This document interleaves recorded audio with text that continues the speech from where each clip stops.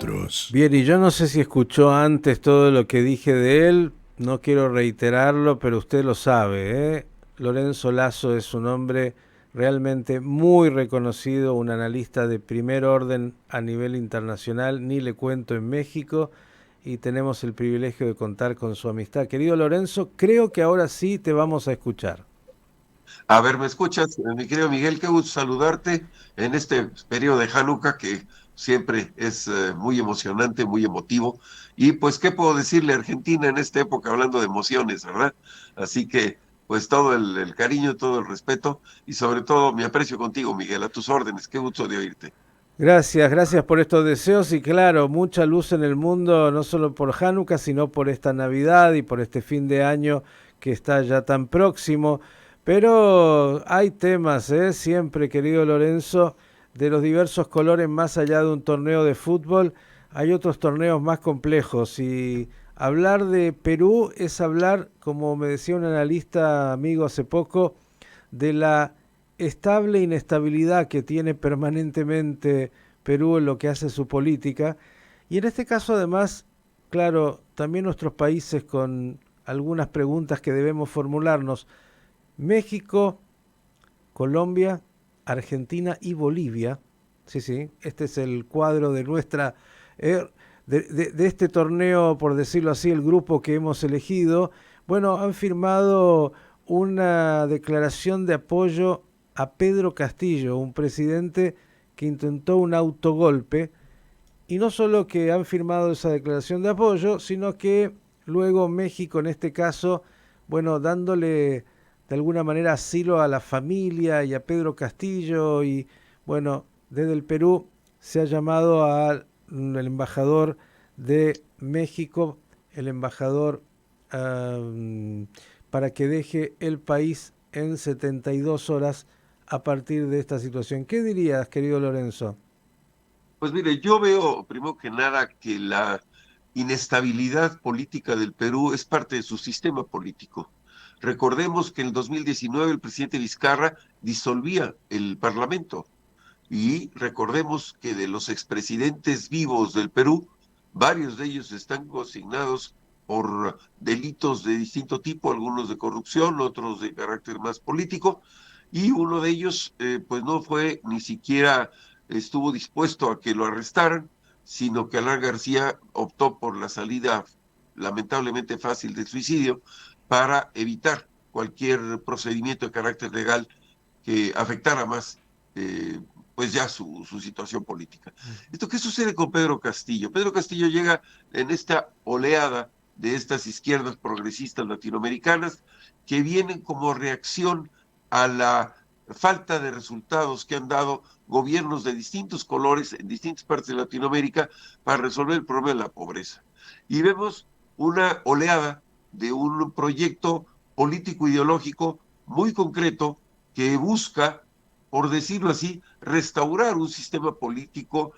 a favor de los pobres. Esta es parte del discurso. Y luego resulta que estos proyectos políticos se convierten en caudillos políticos que buscan perpetuarse en el poder. Esto le pasó a Venezuela, lamentablemente, le pasó a Nicaragua, le estaba pasando a Bolivia cuando Evo Morales quería reelegirse por una vez más y no fue así. Y vemos ahora que en un momento dado de descomposición del sistema político peruano, en donde Pedro Castillo literalmente no pudo establecer un método de gobierno en virtud de los cambios continuos que tenía de gabinete, por la inestabilidad crónica que tiene este país en su sistema político y la eh,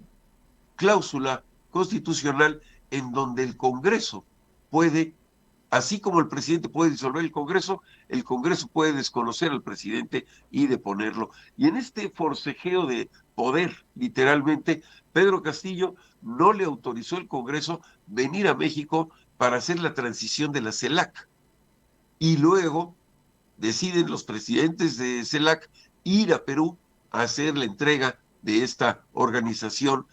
pro tempore para Perú. En ese momento, la vulnerabilidad que identifica el presidente lo lleva, quizá bien o mal aconsejado, a querer disolver el Congreso. E inmediatamente se identifica que esta decisión, que tiene un antecedente con Fujimori, pues inmediatamente el Congreso desconoce al presidente y la vicepresidenta de la misma tendencia política de Castillo, pues va a tomar el poder y desconocen al presidente. El presidente Castillo va en camino, al parecer, a la Embajada de México a pedir asilo, cuando es detenido por la sociedad y por la policía y lo llevan a la prefectura de policía con un acto de supuestos o quizá verídicos acusaciones de delitos de corrupción, al igual que a su familia. Esto es lo que todo el mundo sabe. ¿Qué sucede después? El presidente de México tiene una posición muy crítica al sistema político peruano respecto a por qué la oposición de Perú depone o busca deponer o quitarle el poder al presidente. Viene este documento que tú mencionas de varios gobiernos de afinidad ideológica con Castillo, buscando que se reconozca su permanencia en el poder y finalmente el nuevo gobierno establecido de Perú determina que el señor Castillo no tiene poder político alguno, van y vienen algunos escritos de él y empieza una crisis política de calle en donde ya hay vidas perdidas, en donde ya hay de alguna manera una inestabilidad social y en todo este proceso la Embajada de México acepta la solicitud de la familia de refugio, como lo hizo en muchas otras ocasiones, y este año, en septiembre de este año, se cumplen 50 años del golpe de Estado de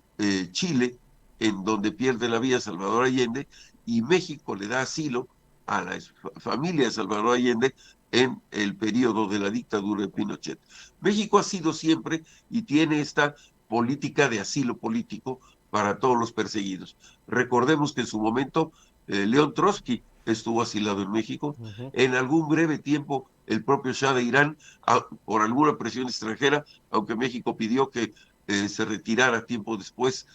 Mohamed Reza Pahlavi, y pues otros muchos intelectuales, políticos, escritores, que por su forma de pensar o por sus derechos humanos buscan refugio en México. No sé hasta qué grado la familia, en este caso la esposa de Pedro Castillo, pueda o no estar involucrada en los delitos que le buscan o le están tratando de demostrar al presidente Castillo. Pero en este sentido, pues yo consideraría que una cosa es la familia y otra cosa son los políticos como tal. Así que estamos en esta situación en donde México es congruente con una política exterior de asilo político a perseguidos, en eso estamos de acuerdo. Desconozco las razones de detalle por las cuales el gobierno de Perú pide el retiro del embajador mexicano, más allá de la sensación de no tener el control político que pudiera sonar a chantaje de la familia de Pedro Castillo. Y por otra parte, pues sí consideramos que existen bases para que el gobierno de Perú determine que las afirmaciones del presidente de México y quizá el otro documento que tú mencionas, pues también pudieran o no tener algo de razón en pensar que alguien está teniendo opiniones respecto a la forma interna de gobierno del Perú. Entonces, en este sentido, pues tendremos que aceptar que Perú, en su crónica inestabilidad política, una estabilidad política que no ha permitido que durante años tengan una presidencia duradera y en donde el diálogo político entre el legislativo y el presidente pues ha venido siendo muy áspero, que así cronometrado desde 2019 para acá. Así que en esta crisis está el proceso, consideramos debe de estar por aterrizar, si es que salieron a tiempo por los horarios, debe de estar por aterrizar la esposa Pedro Castillo y los menores de edad de su familia que lo acompañan, y ahora pues vendrá en el caso de que por alguna razón el Código Penal de Perú pueda comprobar que la señora de Castillo tiene responsabilidades al respecto, hay un tratado de extradición entre México y Perú y una vez que se pruebe si es que hay bases para un delito y tenga que hacerse, pues lamentablemente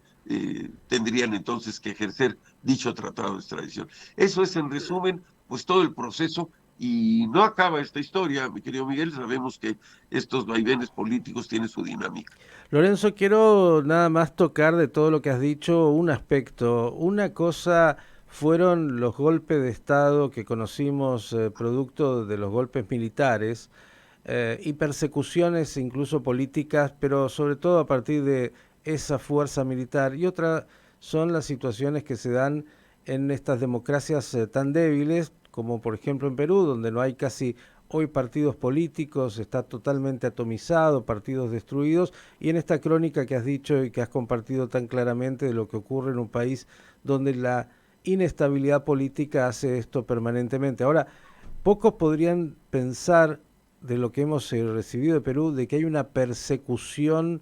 contra Pedro Castillo y su familia. Lo que aparentemente hay fue un presidente, de acuerdo a la lectura de muchos, que no tenía las capacidades para gobernar, que llegó por casi, algunos dicen casualidad, a ser presidente y que cuando tuvo esa responsabilidad no pudo tener los mínimos elementos y que termina siendo un gobierno fallido con un presidente que, bueno, entra en esta disputa con su Congreso que finalmente termina de la peor manera. Ahora, digo esto en términos de la extradición, dijiste México tiene, bueno, más que la extradición, tiene la política de dar amparo a aquellos que son perseguidos, pero no parecería exactamente esta la realidad hoy de Pedro Castillo e incluso agregó este apoyo de algunos países que por afinidad y por propia debilidad, yo diría, casi dan un mensaje diciendo, bueno, el voto popular de su momento, cualquiera haya sido, está por encima de las instituciones formales de las repúblicas. Yo no sé cómo México vive esto en términos internos con la propia presidencia de Andrés López Obrador, que muchos también cuestionan. Definitivamente el nivel de crítica que tienen los gobiernos que están anclados en ideologías, pues yo digo que cuando la ideología se vuelve dogma, la democracia se vuelve dictadura. Por lo tanto, es necesario que las ideologías, que además son ideologías de finales del siglo XIX y estamos en el siglo XXI, y este debate que aún prevalece en Latinoamérica en una izquierda utópica que busca en estas ideologías post-marxista-leninista y podríamos decir castrochavista, encontrar la razón de decir, aquí sí va a funcionar, cuando lo que vemos es que se utiliza en otros países de Latinoamérica, se utiliza esta pseudo izquierda socialista para establecer gobiernos de permanencia en donde un caudillo altera la constitución para quedarse y repetirse en el cargo. En ningún gobierno de corte socialista de izquierda reconocido de Europa hay esta tendencia de acaudillar el poder y permanecer en él a toda costa. Y lamentablemente lo que vemos es que en Latinoamérica esto llega a ser una práctica en donde sucedió en Nicaragua, por supuesto sucedió en Cuba, uno de los ejemplos más lamentables es Venezuela, y repito, Evo Morales era uno de los que lo quería rehacer. A ver En si el me, caso de Brasil hubo un proceso de alternancia, ¿verdad? si me Te aprendí escucho. esa definición que es para tenerla guardada, cuando la ideología se transforma Se en vuelve dogma, dogma, las la democra dictadura se vuelve, la democracia se vuelve dictadura. es Y me puede citar y me hago responsable de mis ideas. voy a tomarla Cuando como la, frase propia, siempre citando el autor porque me parece absolutamente maravillosa. Lorenzo, quiero aprovecharte un poco más, ya que te tengo y para la audiencia es un placer. Eh, Estamos cerrando este año 2022. ¿Cuáles te parece que son los hechos centrales? Mirá lo que te estoy pidiendo de este 2022, un 2022 post pandemia, pero que nos ha traído algunas cosas que son para tener muy claras en el concierto internacional y en este mundo que tiene otra vez una inestabilidad bastante importante. ¿Cuáles son para ti estos temas? Pues, mira, es un gusto y yo creo que vale mucho la pena tu pregunta de ver en una panorámica de retrospectiva este año 2022, que es un año que podíamos manejarlo en el concepto de lo que Isabel II dijo en el peor año de su reinado, decía annus horribilis, ¿no? El año horrible. El año 2022, después de la pandemia, tiene sus rasgos de pavor y de desolación. El primer episodio, pues, tiene que ver con el año que se cumple después del intento de asalto al Capitolio de Donald Trump, en donde ya el presidente Biden inicia los trabajos legales de revisión a los delitos de conspiración y de, vamos a decirle, de daño al proyecto democrático en los Estados Unidos por Donald Trump después de un año de ese evento, el 6 de enero. Después viene pues la gran sorpresa del año, que es la invasión de Rusia a Ucrania. Vladimir Putin cree, al parecer, que puede tener un blitz, un ataque rápido para poder hacerse del Donetsk, la frontera del este de Ucrania con Rusia, en el pretexto de que hay rusos que son maltratados allá, en el pretexto de buscar una razón ideológica que es dificilísimo de explicar, en donde acusa a esos habitantes de esa zona del Donetsk de fascismo, ¿no? Es realmente una frase que ni tú ni yo habíamos oído en medio siglo, ¿no? Como un hecho real, y que ahora resulta que para Vladimir Putin está configurando el delito de casus belli para poder invadir un país ajeno. Y esto pues ha sido los dos personajes del año. El personaje del año como comunicador político se llama Vladimir Zelensky, un hombre que a través de comunicaciones diarias está manteniendo en todos los foros internacionales de mayor nivel la defensa de la soberanía de su país, y el villano favorito de Vladimir Putin, en donde la extensión territorial de toda Rusia, desde la frontera de Rusia con Ucrania hasta Vladivostok, en la costa del Pacífico, son 8 o 9 usos horarios. Es decir, Rusia no es un país que tenga, por decirlo así, un problema de necesidad territorial. Es un problema de necesidad de justificación política de Vladimir Putin, es un problema de carácter más allá de Ucrania, en el sentido de que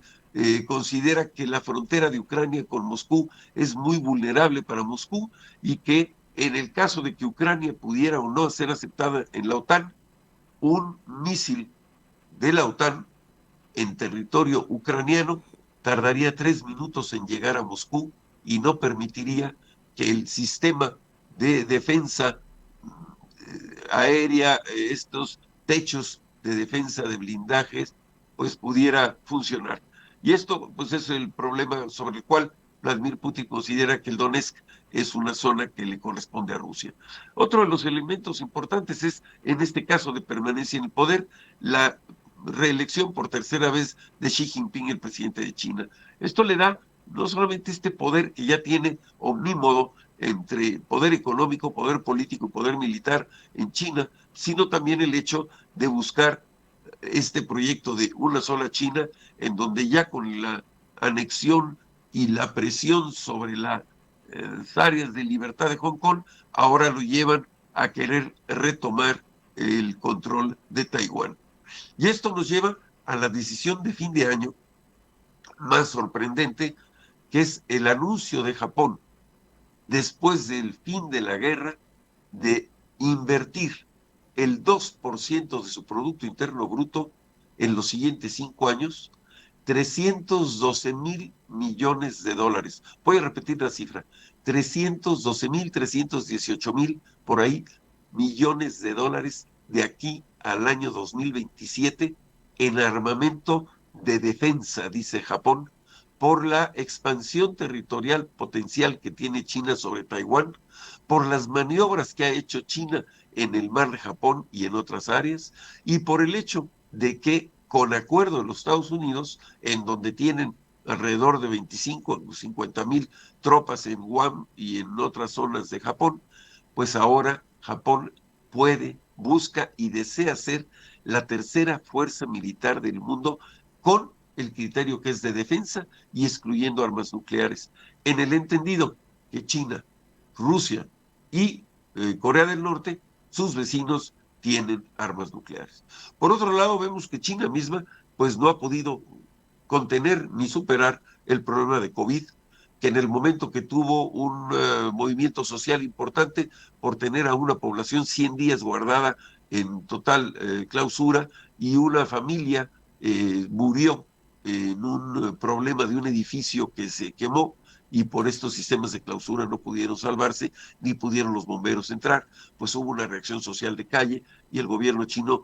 vamos a decir que suavizó las medidas de COVID, e inmediatamente vino un brote que tiene filas en las áreas de cremación para los distintos familiares que están teniendo pues esta nueva ola de COVID, del cual parece no están dando muchas cifras. En otra parte del mundo vale la pena mencionar este notable, interesante y sorprendente evento donde el presidente Biden recibe a los países de África hace unos días. Y recibe a esta organización de países africanos y les ofrece 8,000 millones de dólares en créditos y apoyos para actividades, con la idea pues también de mantener el equilibrio de poder en una zona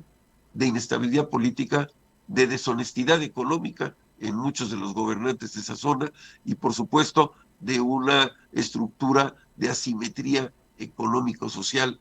en donde pues la hambruna, los problemas de salud siguen siendo pues una de las zonas más vulnerables del planeta en términos de desarrollo humano. Europa se comporta bien,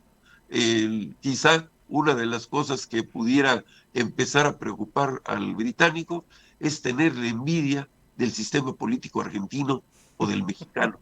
en virtud de que durante este año tuvieron 3 primeros ministros. Liz Truss duró 7 semanas en el cargo, con cambios de gabinete nunca vistos en la frecuencia y en la variedad de personas, y esto pues tiene que ver quizá con esta lamentable, longeva reinado de Isabel II, que después de 70 años pues fue la monarca de mayor permanencia en el trono durante siglos, y que esta inestabilidad pues está llevando a Gran Bretaña no solamente a reconfigurar los equilibrios políticos entre laboristas y conservadores, sino de una manera sorprendente se está retando la legitimidad de la corona, el valor permanente del liderazgo institucional que pueda tener la próxima monarquía de Carlos III, en donde no solamente está la duda de qué tipo de reinado pueda tener él, en virtud de que se le pueda o no juzgar por un carácter suave o firme, eso estará por verse, sino el hecho de que en sus hijos, pues ahora resulta que la vida monárquica se ha vuelto una serie de telenovela rosa, en donde uno de los hijos es realmente, pues más parece una tragedia shakespeariana, ¿verdad? En este proceso de reto o reclamo a las relaciones de familia entre los dos hijos, y uno de ellos, Harry, con esta esposa Meghan, pues realmente están teniendo pues, ya una vida de serie de televisión de las Kardashian, ¿verdad? Eh, y esto lamentablemente pues está demeritando mucho este proceso de identificación o de reconfiguración de lo que pueda o no ser un nuevo reinado de Carlos III. Entonces, en resumen, como vemos las cosas, Latinoamérica en una tendencia de izquierda, en Chile, en Colombia, Gustavo Petro, Boric en Chile, gana Lula en Brasil para iniciar su mandato en enero, tenemos la crisis política contra Cristina Kirchner en Argentina, y los temas donde el presidente Boric de Chile viene a México y en el Congreso de México le reclama abiertamente a México el desconocimiento de los derechos humanos violados en la dictadura nicaragüense de Ortega. Que recordemos, en los años 70, México apoya la guerrilla de Ortega en el frente para derrocar la dictadura de Somoza, a la que Ortega en Nicaragua decía que era sanguinaria, represiva, censurable y pues realmente totalmente antidemocrática. Y es realmente sorprendente de lesa moralidad histórica que cuando llega Ortega al poder, él y su esposa acaudillan de manera dictatorial el poder y siguen sometiendo al pueblo nicaragüense. Así que estos son los elementos. Donald Trump quiere regresar al poder en Estados Unidos en 24, relanza su campaña, le crecen los enanos en Florida y en este caso Santori pues viene quizá por la candidatura y vemos un desencanto de los republicanos radicales por el papel que hizo Donald Trump a su favor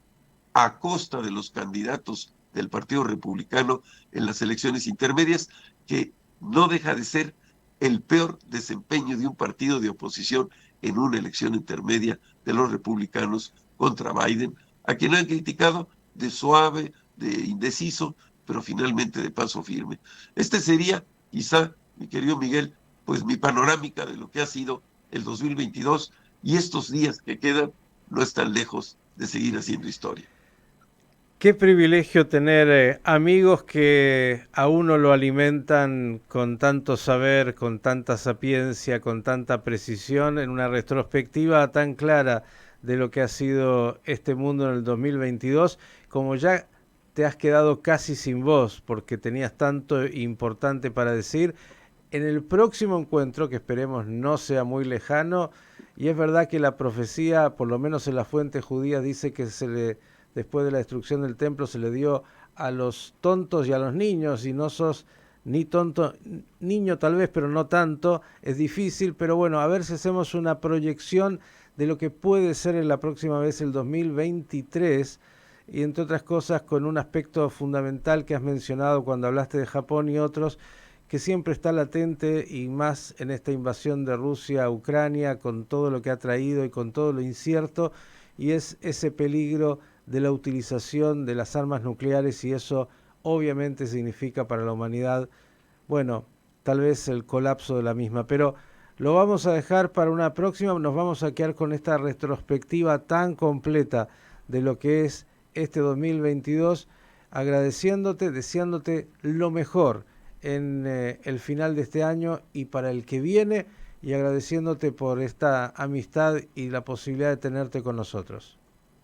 Pues para mí es un honor, mi querido Miguel, sabes el aprecio que te tengo a ti y a todo tu equipo. Por tu conducto, saludo a todo el auditorio. Les deseo Hanukkah, les deseo un año de mucho amor, de mucha prosperidad, de mucha salud